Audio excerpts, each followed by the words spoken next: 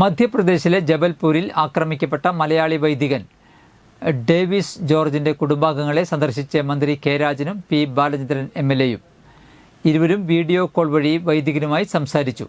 സംഭവമുണ്ടായ ഉടനെ തന്നെ ഇതുമായി ബന്ധപ്പെട്ട് അവിടുത്തെ സർക്കാരുമായി അന്വേഷണം നടത്തുകയും സംസ്ഥാന സർക്കാർ എന്ന നിലയിൽ അവിടുത്തെ ഉന്നതരുമായി ബന്ധപ്പെടുകയും ചെയ്തിരുന്നതായി മന്ത്രി പറഞ്ഞു. കേവലം മതപ്രചരണം മാത്രമല്ലാതെ വിദ്യാലയങ്ങളും കലാലയങ്ങളും ഉൾപ്പെടെ ഒരു മേഖലയിലെ ആളുകളെ സാംസ്കാരികമായിട്ടും വിദ്യാഭ്യാസപരമായിട്ടും മുന്നോട്ട് കൊണ്ടുപോകാനുള്ള പ്രവർത്തനങ്ങൾ നടത്തിയിരുന്ന ആദരണീയനായ ഒരു വികാരിയെയാണ് ഇങ്ങനെ ആക്രമണത്തിന് ഇരയാക്കിയിട്ടുള്ളതെന്ന് മന്ത്രി പറഞ്ഞു. തങ്ങളെല്ലാം ഒപ്പമുണ്ടെന്ന് എംഎൽഎയും മന്ത്രിയും വൈദികനോട് പറഞ്ഞു. ആവശ്യമെങ്കിൽ ഒരു ഘട്ടത്തിൽ അങ്ങോട്ട് നേരിട്ടെത്താൻ തങ്ങൾ തയ്യാറാണെന്നും മന്ത്രി വൈദികനെ അറിയിച്ചു.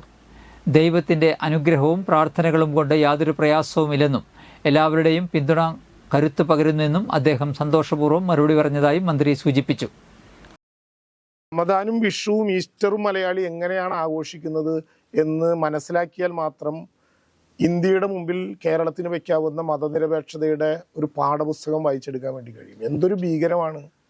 ഇപ്പോൾ നമ്മൾ കരുതുന്ന പോലെയല്ല. ആൻറ്റി കൺവെർഷൻ ബില്ല്, മതപരിവർത്തനത്തിനെതിരായിട്ടുള്ള ബില്ലെന്ന പേരിൽ രൂപീകരിക്കപ്പെട്ട നിയമം ഉൾപ്പെടെ യഥാർത്ഥത്തിൽ ഏതെങ്കിലും വിധത്തിൽ ഒരു വിഭാഗത്തിൻ്റെ പരാതി പോലും ഇല്ലാതെ തന്നെ സുമോട്ടോ നേരിട്ട് ഏതെങ്കിലും വിധത്തിൽ എഴുതി തയ്യാറാക്കിയ ഒരു പരാതി പോലും ഇല്ലാതെ കേസെടുക്കാനും ബന്ധപ്പെട്ടവർക്കെതിരെ നടപടിയെടുക്കാനും അനുവാദം കൊടുക്കുന്ന നിയമങ്ങൾ ഉൾപ്പെടെ വരികയാണ്. നമ്മുടെ രാജ്യം എങ്ങോട്ടാണ് പോകുന്നത്?